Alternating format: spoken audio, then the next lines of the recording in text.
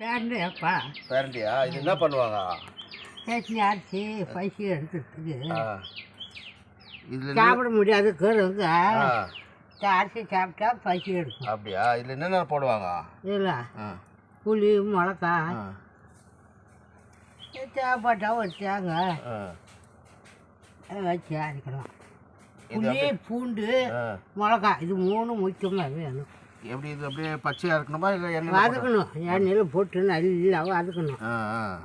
வதக்கி பொறி வரலாம் வறுத்து அரைக்கணும். அரைச்சிட்டு இது ஒரு மாதம் கூட வச்சுன்னு கெடாதா? கெடாது. அப்புறம் இது எதை கூட சாப்பிட்லாம்? இட்லி தோசை? சோத்துக்கு தான். இதான் சோத்துக்கு தான் சாப்பிடணுமா? இட்லி தோசையில் சாப்பிட்டா டேஸ்ட் வராதா? உடம்புக்கு நல்லது. உடம்புக்கு பசி எடுக்கும். நல்லா சாப்பிடுவோம். 42 வியாதி கண்டிக்கும். 42 வியாதிக்கு கண்டிக்குமா? சின்ன பசங்க தான் சாப்பிட்லாமா? எல்லாம் சாப்பிடலாம். நல்லா சின்னது பெரியவங்களும் சாப்பிட்லாம். சரி, பரவாயில்ல. பாட்டி கிடைக்குமா? இது எங்கே கிடைக்கும்? காட்டில். காட்டில் கிடைக்குமா? காட்டில் கிடைக்கும். வேலி இருந்தால் வேலியில் கிடைக்கும். நம்ம தேடணும். அப்படியா?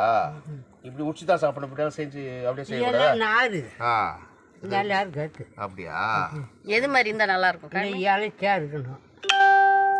இலைச்சா இருந்தா இது உரிச்சி நாரை எடுத்துக்கிட்டு நல்லா வதங்கணும்.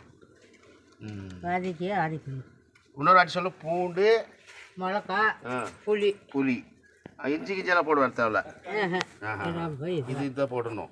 இது எல்லாத்தையும் போட்டு கலந்து எல்லாத்தையும் எண்ணெய் இது வதக்கி வச்சுட்டு அப்புறம் மிளகா பூண்டு புளி எல்லாத்தையும் எண்ணெயில் வதக்கி அரைக்கணும். தனித்தனியாக வதக்கணும். வதக்கிட்டு மிக்சியில் போட்டு அரைச்சிட்டு சாப்பிட்லாம். திரும்பி தாளிக்கணுமா?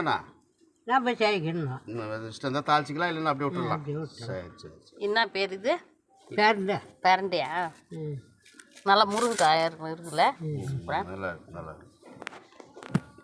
பார்த்தீங்களா ஃப்ரெண்ட்ஸ், நீங்கள் கூட உங்கள் தோட்டத்தில் கொல்லியில் இருந்தால் ட்ரை பண்ணுங்கள். கிடைச்சா மிஸ் பண்ணாதீங்க.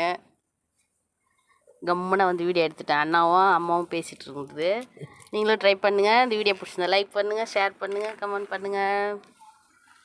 தேங்க்யூ. அம்மா